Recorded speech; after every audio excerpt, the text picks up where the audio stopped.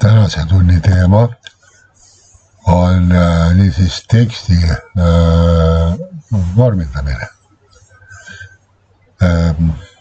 Ja selleks laadime alla õppekeskkonnast Moodle vastava harjutusfaili. Avame siis kõigepealt interneti brauseri, näiteks Google Chrome'i, Moodle.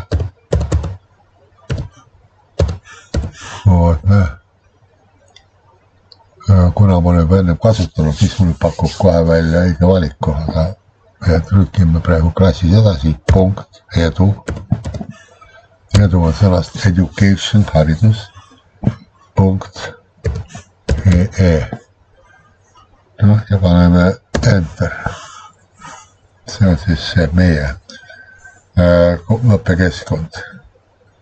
Me võiksime valida siit ka keele, nii vene kui ka inglise keele, aga meie jätame eesti keele, kuna meil on selle aine õpetamine ette nähtud eesti keeles. Logime sisse, trükkige siis siia juba eelnevalt tehtud kasutaja nimi, te olete ka juba teinud endale parooli ja pole muud kui logige sisse.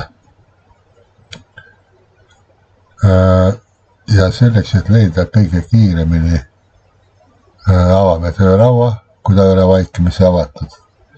Ja selleks, et kõige kiiremini leida oma selle õppeaine veebilehte, paneme otsi, sest meil võib olla ju 10 aineid. Ja kõige kasulikum on trükkida oma grupi nimi väikse tähtedega, kuna otsik ei ole ju tõstetundlik või tõusutundlik.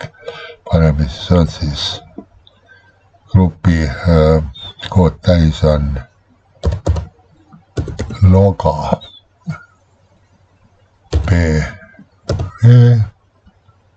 see on vene grupp ja 25 õppeaasta ja kasulik, et saaksime ainult kohe selle meie aine lingi, paneme tühik, sidekriips, tühik ja toimub minu eestimi. Ja vaatame, mis siis tuleb. Paneme otsi ja näeme, et tuleb ainult üks link. Vaatame lingi peale, avaneb siis meie tund. Minul avaneb ta õpetajana. Ma lähen ta muutun õpilaseks. Teie pea seda tegema, sest teil tuleb kohe õpilane. Mina muutun nüüd õppijaks ehk õpilaseks ja teie peate nüüd nägema sellist pilti. Praegu on siis teemaks tekstitöötlus ja siin on ainult 2 töötavat linki, mida te näete. Mina saan panna oma käskudega, millised linke te näete, millised te näete. Juhul te näete siis 2 linki. Esimene on salvesta, siis faili nimi arvutisse. Edasi on öeldud, et see tuleb salvestada kausta dokumendid ja sõnad, perenimi, eesnimi ja grupi täis tuleb asendada selles failis oma nime andmetega. Ja kui meie tund on lõppenud, on siis paaris tund, siis saada teksti vormistamine, selle lingi abil saadame siis selle tehtud faili õpetajale. Selleks, et salvestada siis vajalikku tööfaili oma arvutisse, tuleb teha üks klõps liigil salvesta.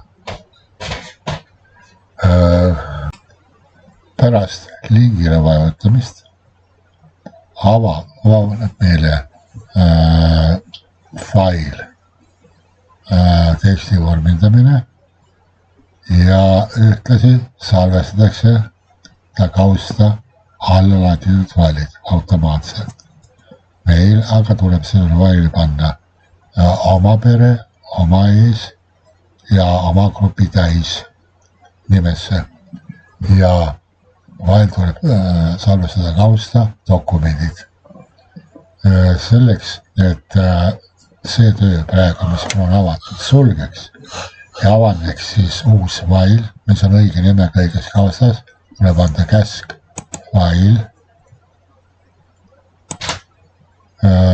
Edasi salvesta nimega.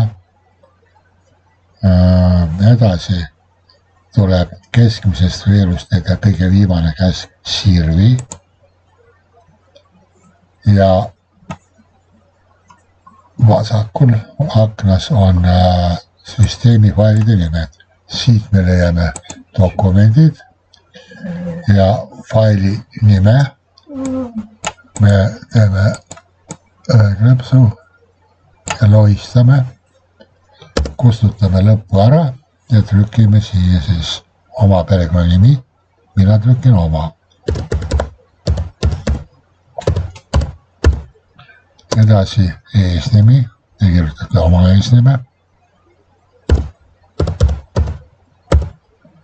Ja grupi tähiseks on siis meil ühine logo PV25. Dokumentidesse ja valinimi salvesta. Ja näete, see ülesse ilmub siis valile uus nimi. Ja faili sisus teeme ka siis asenduse. Kustutame selle lõppu ära ja trükime siia oma perekonnanime. Siis trükkige oma eesnimi. Ja edasi grupi tähis on logo PV25.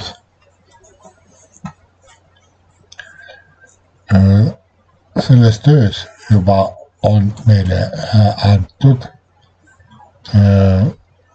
teksti vormistamise nupud või vormindamise nupud venekeelse programmi korral ja eestikeelse programmi korral. Meil on ju eesti keele tund ja programm on ka eestikeelse kasutaja liidesega. Sellepärast on meie ülesandeks kõigepealt need käskude nimed tõlkida ja vaadata, mis on nende tähendused ning trükkida need nimed siis siia parempoolsesse tabelisse. Lindi nimeks on klaunaja. Eesti keeles on tema nimeks avaleht.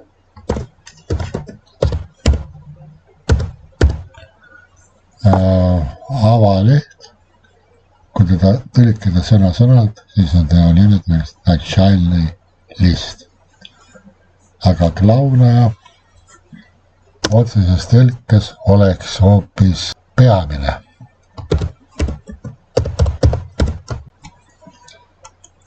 Edasi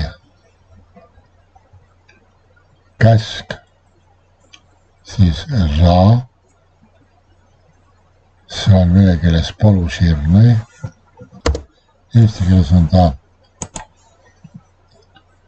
tolstõi ehk paks, et P-täht, paks.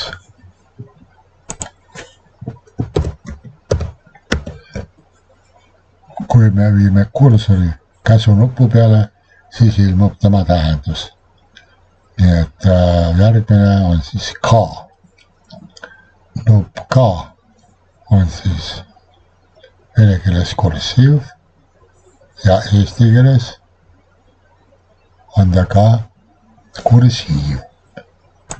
Kursiiv.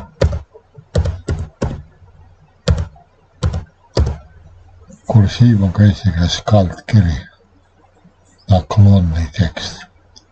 Järgmine on подчеркнутый. See on siis vene keeles on ta še alakriipsuga, eesti keeles on a alakriipsuga. Потому что подчеркнутый, še on siis šorknutый. Aga eesti keeles on siis selle käsu nimi alla kriipsutus.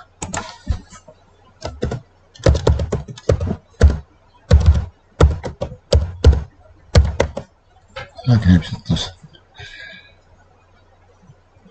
Edasi täidame siis kõikide nende käskude tähendused trükime lõpuni. Aga kuna meil on selleks tunniks aega ainult 10 minutit, siis ma annan kohe need vastused kätte.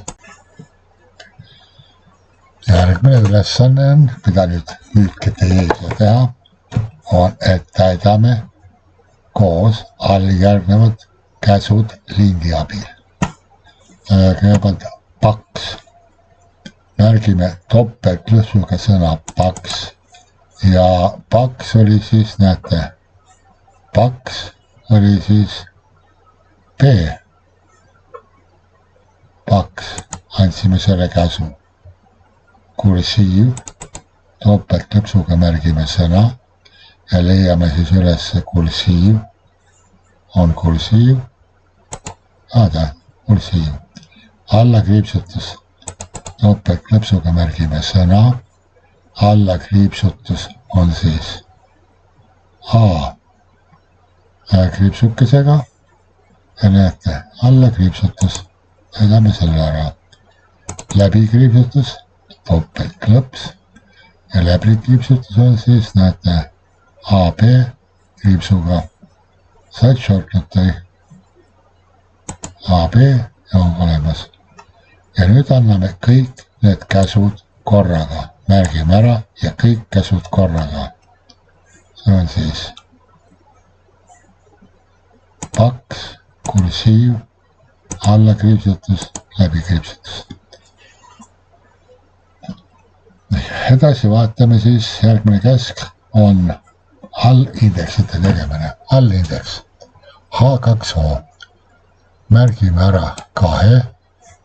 Ja allindeks on siis X-indeksiga 2. Patsročni. See on siis, näete, X-indeksiga 2. Ongi allindeks. H2S on 4. No selle teeme juba samamoodi.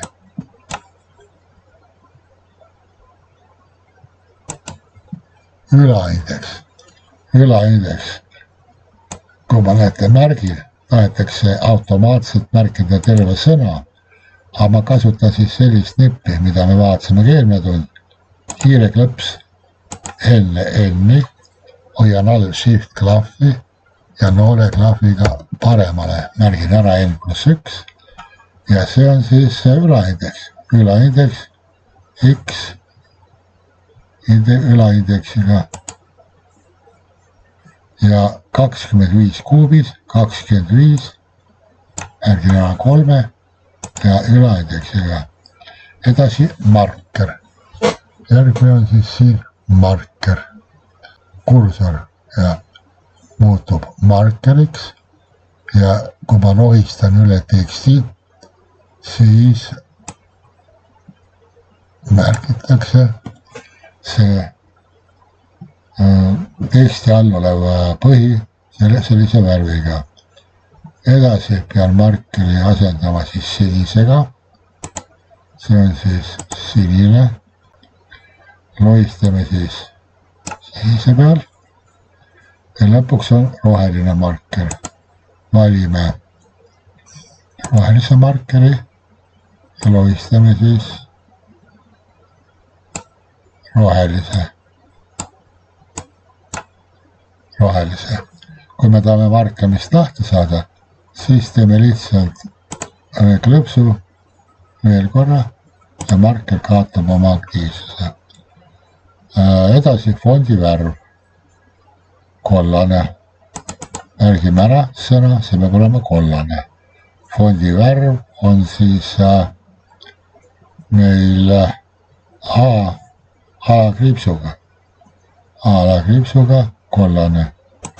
Valime siis kollase kõigepealt.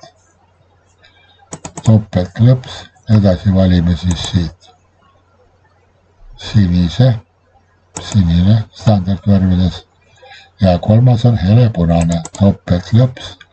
Vaatame standardvärvides, helepunast ei ole, see on oranž, siin ka ei ole. Anname kõigepealt punase ja nüüd peame uuesti valima ja andma käsu veel värve. Punane on meil valitud. Võtame veel värve. Ja kui me punase valinud ja võtame kohe veel värve, siis näed, on valitud punane ja kohandatud. All näeme olemasolevat värvi, üleval uut värvi. Lohistame ta siis helepunaseks, anname käsu. Okei. Font ehk kirjatüüp. Arial. Siin on siis kirjatüüpide nimetused ehk fontide nimetused tähestiku järjekorras. Näete, kõigepealt on. Siis tuleb. Need on viimati kasutatud fontide nimed. Edasi tulevad siis kõik fondid tähestiku järjekorras. See nimekiri, nagu näete, on tohutu pikk. Aga Arial on A-tähega, nii et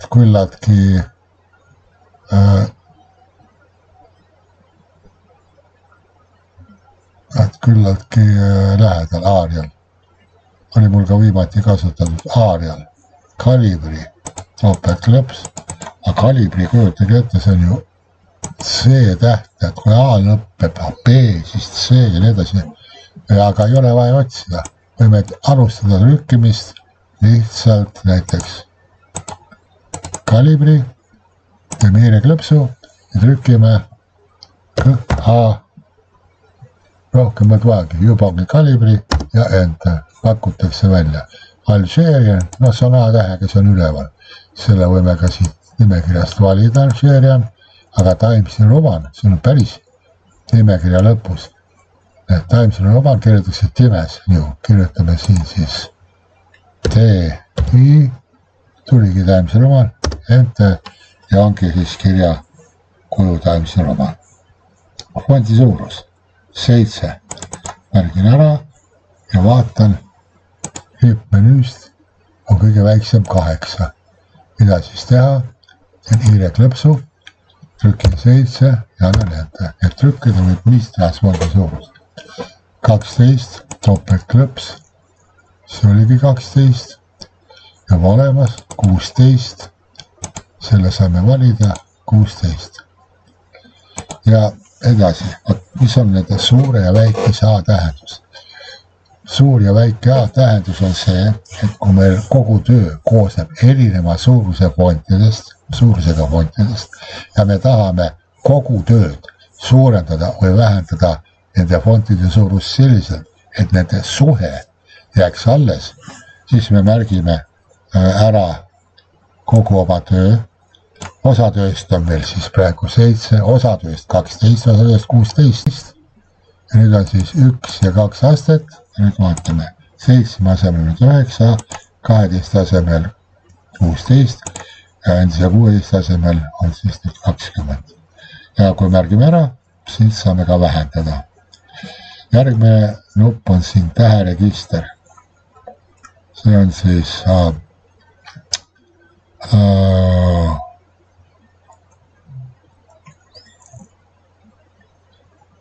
register, mis meid register muuda täheregistrit. See on siis lause alguse suurtähed on esimene. Märgime ära siis selle ja vaadake lause alguse suurtähed. Siin peaks olema punkt. Ta ei vaadanud seda lause algusena. Nii et lause alguse suurtähed ja anname siis selle käsu. Koolonid, koolon on lause keskel. Kõik on suurtähed. Märgime selle ära ja näete, kõik on siis ülaregister, kõik suurtähed. Ja edasi kõik sõnad algavad suurtähtedega. Ja selline asi on võimalik siis, märgime ära ja näete, kõik sõnad algavad suurte tähtedega ehk suurtähtesta iga sõna. Sellise käsu ja see ongi nüüd olemas. Sellega me oleme läbinud kõik fondi või šrifti käsunuppude käsud, mis on lindi peal, aga peale efektide, näete, meil on tekstiefektid. Miks me seda ei teinud? Sellepärast, et näete, tekstiefekt avab lisaakna või lisamenüü. Vaatame, mis see tekstiefekt teeb. Näete, siin on valmis kujundatud efektid ja siis veel terve menüü, kontuur, vari, teen, peegeldus, serkaali ja nii edasi. Järelikult vaatame siis seda akent. Ja see ongi siis tekstiefektide ja logiaken.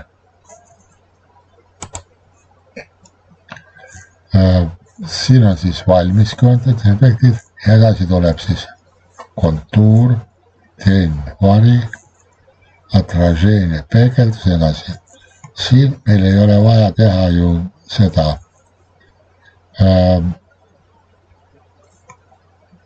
sõnastikku, sellepärast, et siin on meil näed sõnastik tegelikult olemas. Ja vaatame kõigepealt paari valmis kujundust. Näiteks, siin on siis veel ka värvid.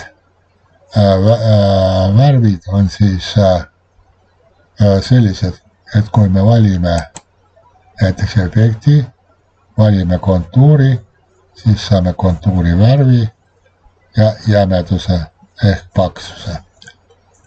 Noh, vaatame siis mõnda käsku. Tolšina jämedus. Aga kõigepealt siis valmis kujundus, süvistatud. Teeb topeltlõpsu ja on olemas valmis kujundus, süvistatud. Nii et näete, valmis kujundus ja meil ongi tekst süvistatud. Reliefne, vaatan äkki on see ka olemas. Kõige paremini tundub olevat see nupp siis reliefne, et efektid valin selle ülemise, aga et ta paremini välja näeks, valin ta mingiks halliks. Need ongi nüüd süvistatud ja relief. Ja vaatame veel ühe. Kollased paksud tähed punase ühe punkti jämeduse kontuuriga. Märgime ära. Kollased paksud tähed, seda me juba oskame nüüd. Näete, see on siis tähevärv. On siis see A ja paks on siis B. Nii et see on siis kollane,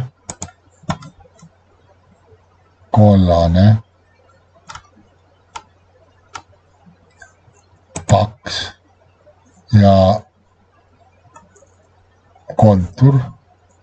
kontuuri värvid olid siis punane ja ühe punkti paksune. Järelikult valin siit ülevalt siis kontuuri ja punase. aga nüüd ma pean veel korra valima kontuuri, valin veel korra kontuuri ja jämedus on siis see paksus, tolšina. Jämedus on siis, valin 1 punkti või tolšina, jah. Edasi tuleb meil siis järgmine käsk või järgmine käsuaken on siis, kus on praktiliselt kõik fondikäsud. Siin on siis šrift on osa fondikäste ja doполнительно on siis teine osa. Fond on siis ühed fondikäsud ja täpsemalt on siis teised.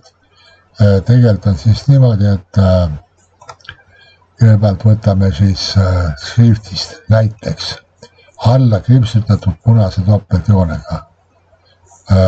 Alla kriipsutatud ja siis ilmub kohe ka selle värv. Ja vaatame, see on siis, märgime ära ja võtame siis selle dialoogikasti alla kriipsutatud topeltjoonega eelvaade, abrasets, me näeme, mis me teeme ja nüüd ilmub ka kohe fondi värv. See on või alla kriipsutuse värv, mis on ette punane. Okei, see on ka meil tehtud. Ja vaatame ka siis seda teist dialoogikasti, doполнительно, eesti keeles on ta точнее, eesti keeles on täpsemalt. Doполнительно oleks olnud lisaks. Vaatame siin sellised käske nagu tähtede laius.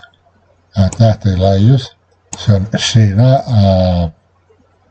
bukv, selle nimeks on mastaab, 1,6 kordne. See on siis, see on antud protsentides.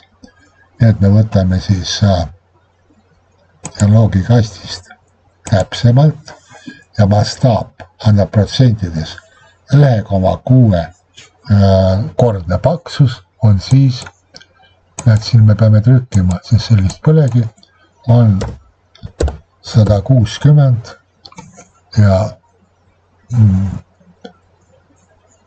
kui ma lähen nüüd siia, kuskile mujale näiteks, siia, et tähded on muutunud laiemaks.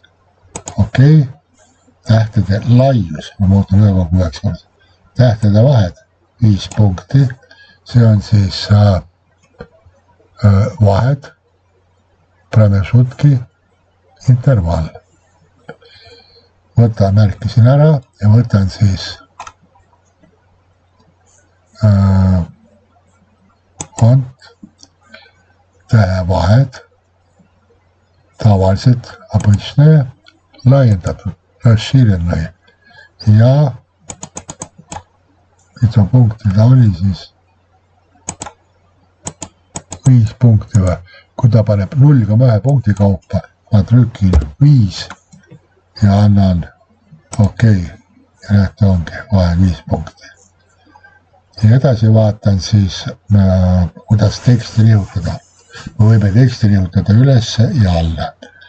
Ma можем текст двигать наверх või alla. Ja selle käsu nimeks on siis смещение. Ja siin on siis paigutus. Tavaline ülesnihe 4 punkti, verh, see on siis fond, tavaline, tõstetud, podjati ja 4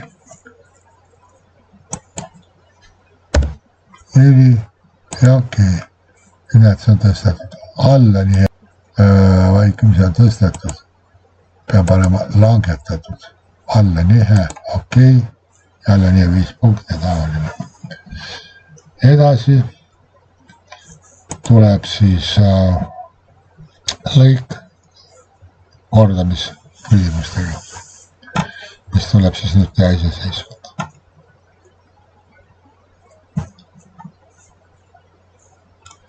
Kui töö on valmis, siis salvestame ta ja sulgeme.